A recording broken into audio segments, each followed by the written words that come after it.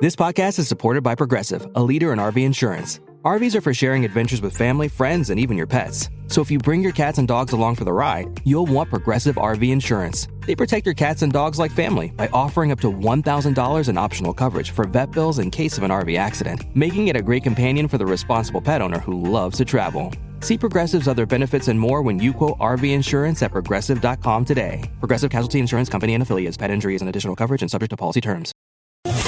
It's The Other Side of Midnight with Frank Morano. I am very, very excited to be joined by a gentleman who is a real scholar, not only when it comes to the Middle East, but when it comes to observing history in general. I am very pleased to welcome Dr. Jean-Pierre Isbouts, who is a historian, a best-selling National Geographic author, and an award-winning screenwriter and film director, whose latest book he is the co-writer of, Mapping the Holy Land, an illustrated atlas. Jean-Pierre, it's great to have you on the program. Thank you. Thanks for having me, Frank. It's a pleasure. You know, I'm sorry I mispronounced your last name. I know I butchered it somehow, but help me out here. What is the proper way to say your last name? That's Isbouts. Isbouts. Okay, exactly as it sounds. So be it. Okay. You have done a lot of interesting work in terms of looking at history through maps. And I guess this is a natural thing that people would understand, is that maps change as history changes. If you look at a map of Europe in the 1930s, it looks different than if you look at it in the 1960s versus the 2020s. And you could kind of trace what's going on politically and geopolitically through looking at these maps. But I'm wondering if you can speak to your methodology here and maybe explain to folks why telling stories through maps is such an important way of learning about what went on in a given place. Sure, absolutely. I mean, the Holy Land is, of course, the focal point of three religions: Judaism, Christianity, Islam. And what struck me as a scholar, and I've written several books for National Geographic about the Holy Land, is that when we talk about the Holy Land, you usually only talk about the Jewish aspect of it and the Christian aspect of it. And the one element that it always falls through a little bit is the Muslim aspect of it, because the Holy Land, of course, for much of the history for the last 2,000 years was, in fact, Muslim. And it so happens that the Islamic cartographers not only created beautiful arabesques in their mosques, but they also created beautiful maps. And that's actually interesting, because both ancient Judaism as well as Islam forbade the depiction of human beings, of living things. And so the only area where they could really focus their energy on was, among other things, was maps. And so that's why Neil Asbury, who is a dear friend of mine, and he lives in Florida and has a fantastic collection of maps, one of the largest private collections of maps in the United States. And I got together, and we first did a book called Mapping America, where I did the history and he did the maps.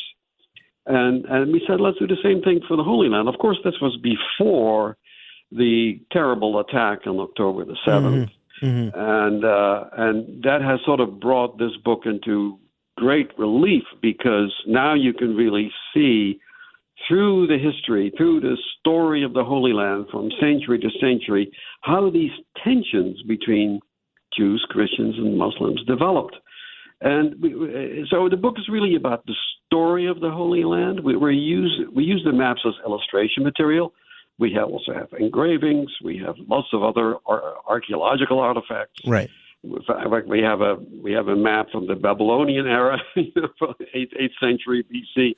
But we really focus on the story. And Frank, what's so interesting is that we were going to end the story at the 19th century, and we were about to submit the manuscript to the publisher, Apollo Publishers in New York. And then October the 7th happened. And we decided we need to continue the story. So the book is now, so we wrote another chapter that takes it right up to today, to the terrible events of October 7th and the various phenomena that led up to it, the wars of 1948 and so forth. It's a wonderful history book, and it's told in a very compelling, very readable, and very understandable and digestible manner. At 30 minutes after the hour, 33 minutes after the hour to be precise, this is The Other Side of Midnight. We're talking with Dr. Jean-Pierre Isbouts. He is the co-author of Mapping the Holy Land, an illustrated atlas. Tell me, I know you alluded to what your work in terms of mapping America and your other work throughout history, and obviously you're pretty accomplished. What makes this region unique beyond the fact that it's claimed as the Holy Land for three separate religions? Or, I mean, obviously that's enough, but is there anything else that makes this particularly noteworthy? Well, what's so interesting is when you look at the map, and one of the first map in the book is actually a modern map, and you see Iran, you see Iraq, you see Saudi Arabia, Egypt, Turkey, Syria, and then there is this ridiculously small sliver called Israel, and it struck me as a scholar that even 3,000 years ago, this insignificant little sliver squeezed between the Mediterranean Sea and the Arabian Desert played such an outsized role in history, not only because of the birth of the religions in that area, but also because this is where the trade routes from Turkey, from Iran, from Mesopotamia, on the way to Egypt, that's why they had to squeeze through this tiny little sliver. And that's why I think the territory became so strategically important, because that's where all the trade basically had to go through on its way to Egypt and vice versa. And, of course, that's probably the reason why monotheism found its birthplace there. Monotheism, it was actually a very, very crazy idea. And all of these territories around Canaan, as it was called at the time, were polytheistic. They worshiped multiple gods. And here comes this guy called Abraham, and he says, no, you're all wrong. There's only one God. It was such a ridiculous, such an incredibly revolutionary statement that you would think that would have been extinguished and that all the other religions that they had at the time would survive. But actually, the opposite is true. All of the great religions of Mesopotamia, of Saudi Arabia, of Egypt, I'm talking about the polytheistic religions, have all gone away, as we know.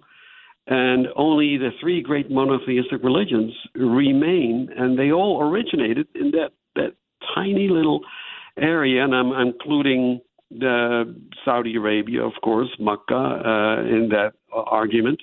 But it all concentrated in that tiny bundle of energy that was Canaan. And I think that's why I've been so fascinated with the history of that territory.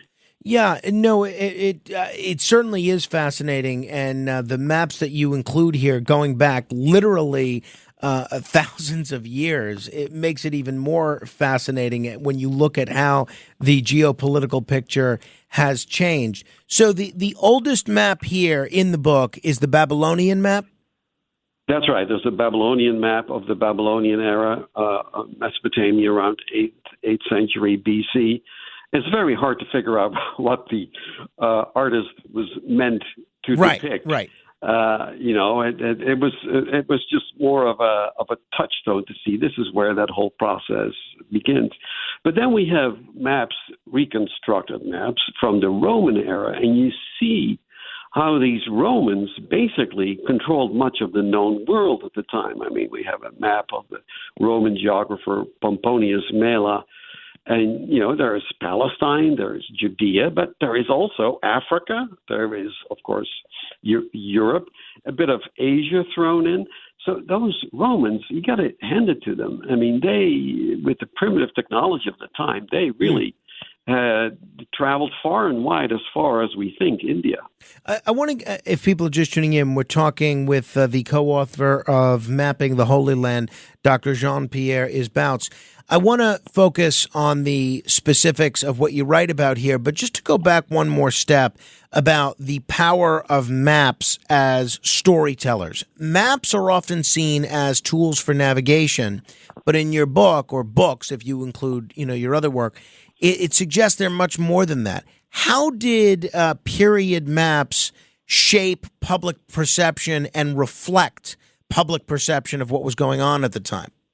No, it's a very good question. And what we try to do is really contrast Roman maps with Jewish maps, with Muslim maps, and Christian maps. And you see there's maps really to reflect the way people saw the world around them.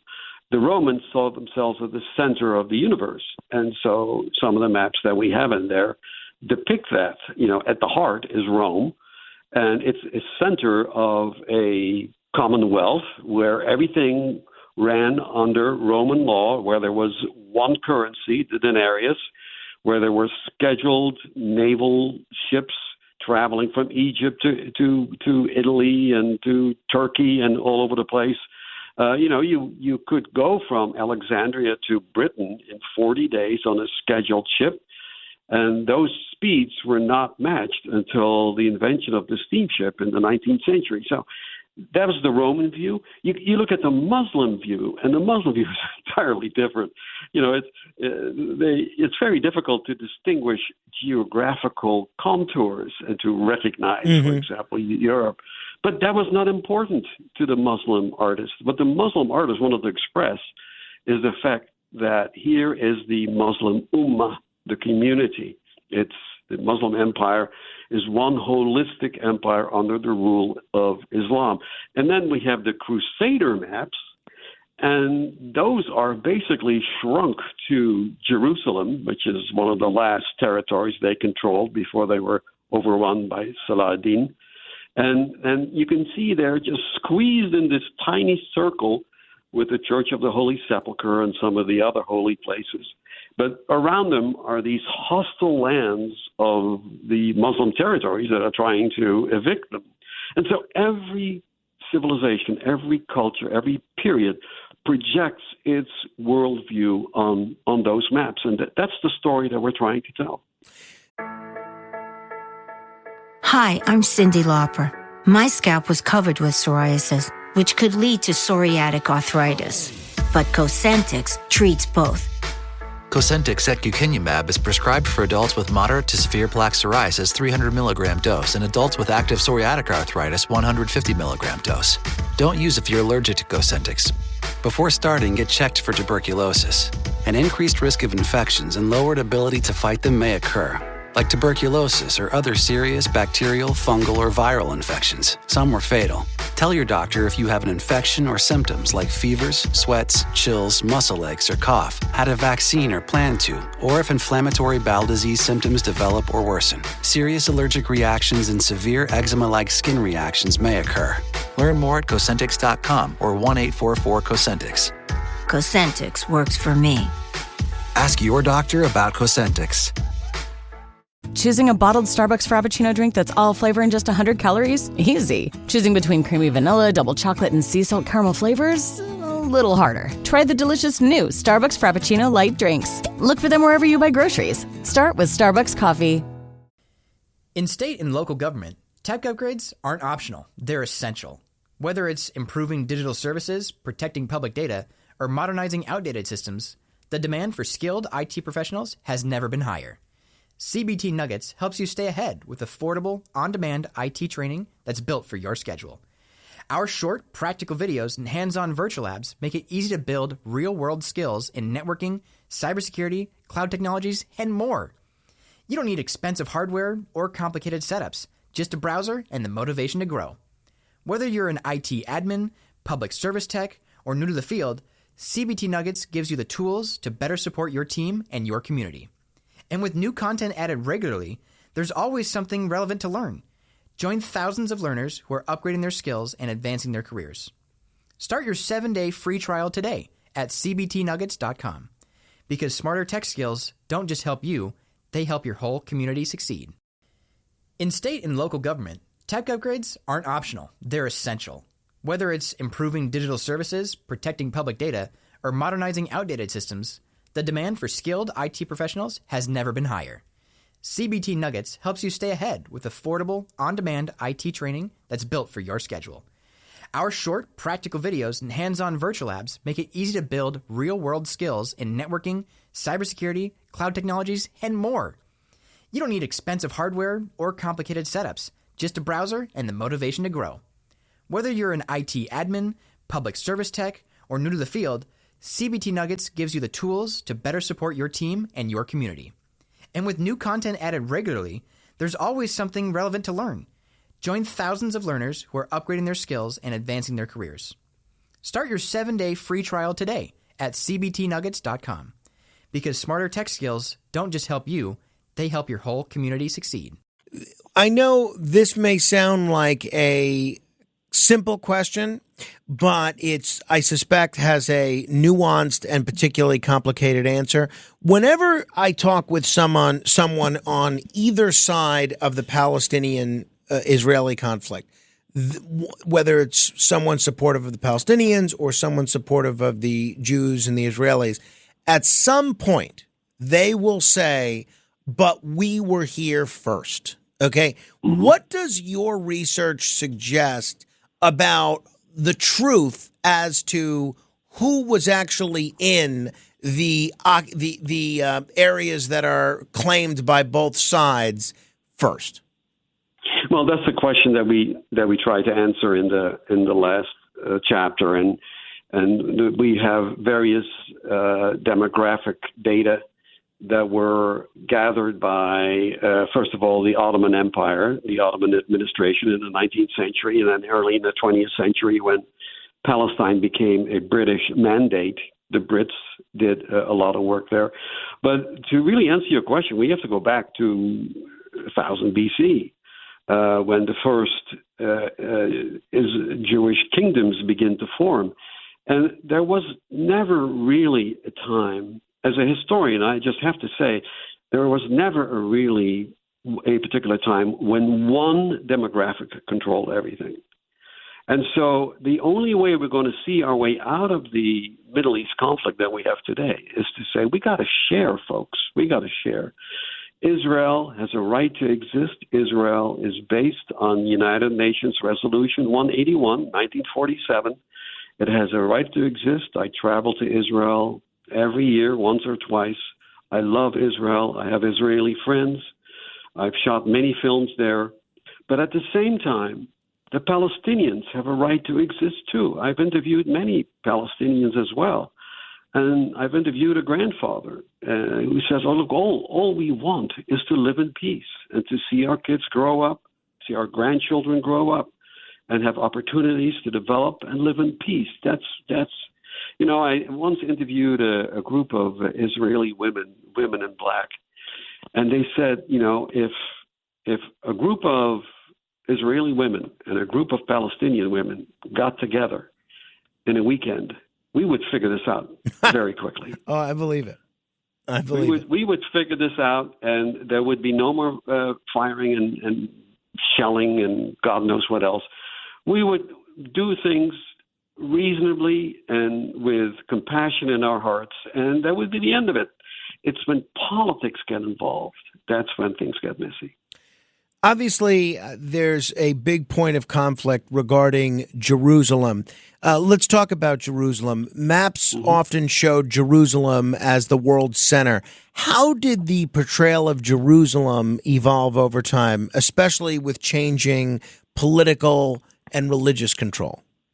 That's a good question. I mean, of course, for Jews in ancient Judaism, Jerusalem was the heart of the faith. I mean, for the three great festivals, Jews would travel from all over the Roman Empire to Jerusalem to worship and sacrifice at the temple, the Second Temple, which was rebuilt, I should say, after the Babylonian exile.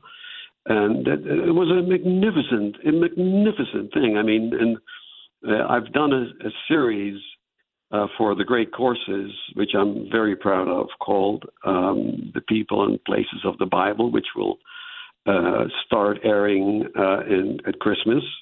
Look for the great courses for that. And I worked with a brilliant animator to recreate what the Second Temple of Jerusalem looked like in 3D.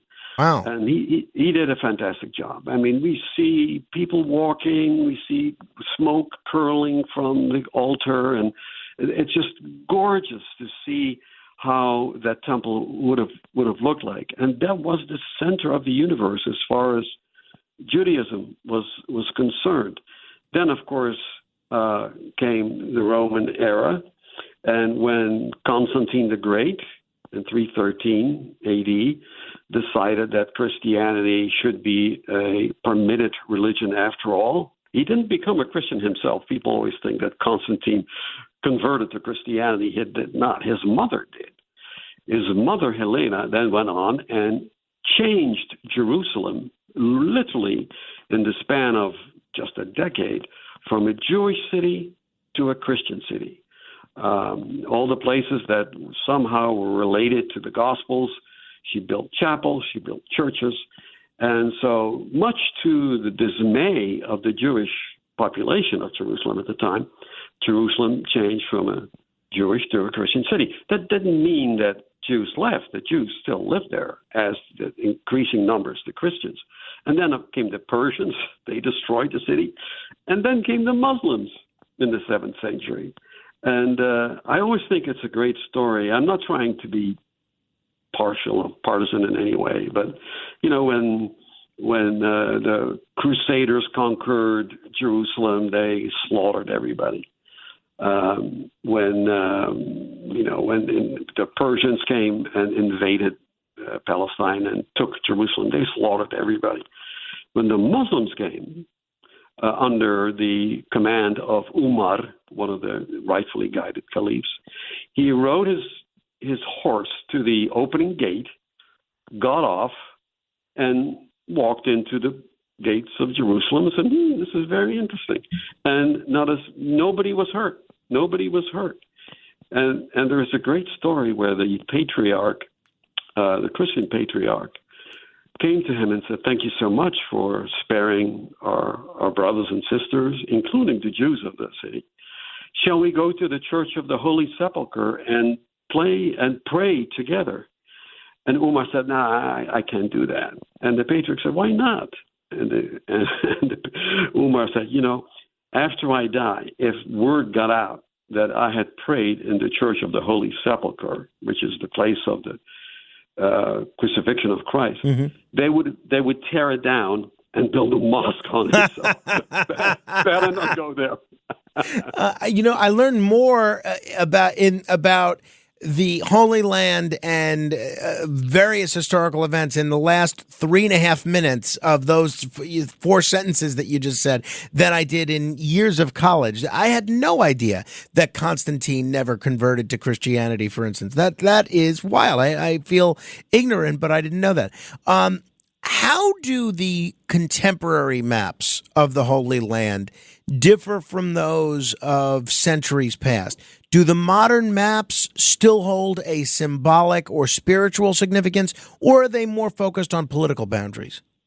Yeah, no, that's a great question, Frank. And as part of this last chapter, we show the map of 1947, when the United Nations voted overwhelmingly for a 2-state solution. And so that we print that map. We said, this is what it would have looked like if both the Jews and the Arabs had agreed to Resolution 181, creating a 2-state solution. And you see that, clearly the territory granted to Israel would not include the Cephala and some of the original West Bank areas, which is where Abraham dwelled, where so many people from the Hebrew Bible dwelled. That went to the Arab side.